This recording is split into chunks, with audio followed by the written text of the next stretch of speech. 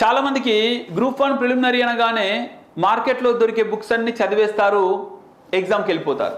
ఈ మార్కెట్లో కొన్ని వందల వేల బుక్స్ ఉండొచ్చు, అలాగే వాటి బిట్స్ కూడా బిట్ బ్యాంకులు దొరకవచ్చు.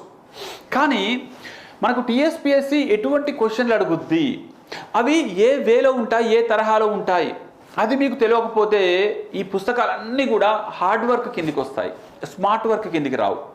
స్మార్ట్ వర్క్ అనేది ఎప్పుడు చేస్తారంటే ఆ క్వశ్చన్స్ తరీకా అనేది తెలియాలి మీకు. మన శాంతలక్ష్మి ఐఏఎస్ అకాడమీలో ప్రతి ఆదివారం ప్రిలిమినరీ టెస్ట్ సిరీస్ ఉంటుందండి.